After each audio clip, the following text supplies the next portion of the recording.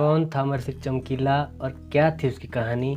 दोस्तों, अगर आप चैनल पर नए हैं तो चैनल को सब्सक्राइब जरूर करें और बेल आइकन को प्रेस करना ना भूलें। अमर सिंह चमकीला का जन्म 21 जुलाई 1960 को लुधियाना के पिंड डुंगरी में हुआ। इनका वास्तविक नाम धनीराम था। परिवार की आर्थिक स्थिति खराब होने के कारण उन्होंने कपड़ा मिल में काम करना शुरू किया। संगीत से उनको बचपन से ही बहुत प्रेम था, जिसके लिए उन्होंने हारमोनियम और ढोलकी बजाना सीख लिया। 18 साल की उम्र में जब उनकी मुलाकात सुरेंद्र शिंदा से हुई, तब सुरेंद्र को पता लगा कि अमर सिंह चमकीला कितने प्रभावशाली है। उसके बाद उन दोनों ने एक साथ काम करना शुरू कर दिया। उस समय अमर सिंह चमकीला सुरेंद्र शिंदा के लिए गाने लिखते और धुन बनाया करते थे और अमर सिंह ने अपने नाम के पीछे चमकीला लगाना शुरू किया, जिसके कुछ समय बाद उनकी शादी हो गई। शादी हुई तो जिम्मेदारियां भी बढ़ गई, जिसके कारण उन्होंने सोलो परफॉर्मेंस देना शुरू कर दिया। 1981 में सोनिया शिंदा और अमर सिंह चमकीला की पहली 8 गानों की एक एल्बम आई, जिसका नाम था बापू साडा गुम हो गया। कहा जाता है कि अमर सिंह चमकीला दुनिया के सामने सच्चाई रखते थे, जिसके लिए उनको लोग बहुत पसंद करने लगे और उनकी लोकप्रियता धीरे धीरे बढ़ने लगी। इसके बाद उन्होंने एक और सिंगर के साथ काम किया, जिसका नाम था मिस उषा। उसी साल उन्होंने अमरजोत कौर के साथ भी काम किया। अमरजोत कौर काफ़ी लोकप्रिय थी। कुलदीप मानक जैसे सिंगर के साथ वह काम कर चुकी थी। इसके बाद जल्द ही ये जोड़ी बहुत लोकप्रिय होने लगी और लोकप्रियता को बरकरार रखने के लिए अमर सिंह चमकीला ने 23 मई 1983 को अमरजोत कौर के साथ दूसरी शादी कर ली। देखा जाए तो उनके सितारे इस शादी से चमक उठे, क्योंकि शादी के कुछ ही साल में उन्होंने कई गाने रिकॉर्ड करवाए और साथ ही साथ वे कनाडा, यूएसए, दुबई और बहरीन जैसे देशों में अपना लाइव शो देकर आए। उस समय अमर सिंह चमकीला लगभग एक शो के 4000 रुपये लिया करते थे।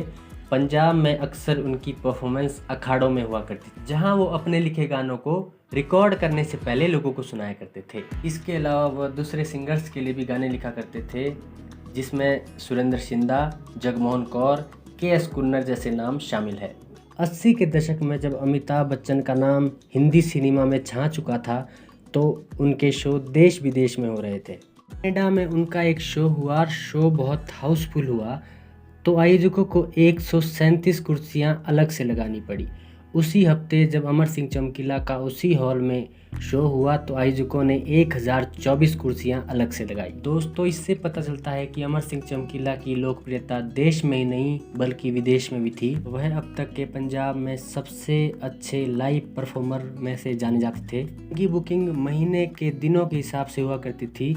दोस्तों, अगर एक रिपोर्ट की माने तो उनकी बुकिंग साल में 365 दिनों में से 366 उन्होंने लाइव शो किए। उनका संगीत पंजाबी गांव के जीवन से काफ़ी प्रभावित था, जिससे वो बड़े हुए। आमतौर पर चमकीले का विषय वैवाहिक जीवन, उम्र बढ़ने, शराब पीने, नशीले दवाइयों के उपयोग और पंजाबी पुरुषों के गर्म मिजाज के बारे में वो लिखते थे। इन सब के कारण अमर सिंह चमकीला युवाओं में काफ़ी लोकप्रिय हुए। वैसे तो अमर सिंह चमकीला ने दर्जनों गाने लिखे और गाए, लेकिन उनके कुछ प्रसिद्ध सॉन्ग पहले ललकारे नल, बाबा तेरा ननकाना, जट दी दुश्मनी, तलवार में कलगीधर दी जैसे इन्होंने बहुत हिट गाने लिखे और गाए। इन गानों के कारण इनकी दुश्मनी बढ़ती गई। चमकीला ने संगीत की दुनिया में 9 साल बिताए और जब एक दिन 8 मार्च 1988 को पत्नी अमरजोत और साथियों के साथ वह जालंधर पहुंचे, तो तब कुछ युवकों ने उनको और उनकी पत्नी को गाड़ी से उतरते ही गोली मार दी।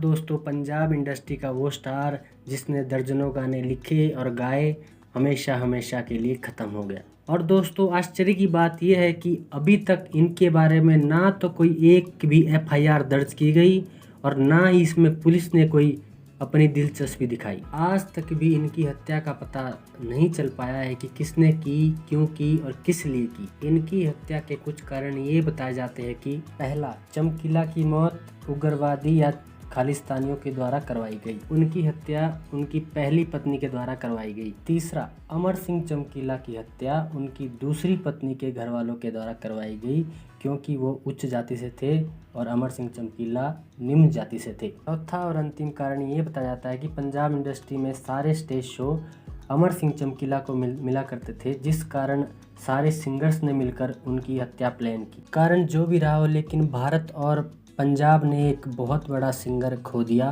वीडियो को यहाँ तक देखने के लिए आप सभी का धन्यवाद। और अगर आप चैनल पर नए हैं तो चैनल को सब्सक्राइब जरूर करें और बेल आइकन को प्रेस करना ना भूलें।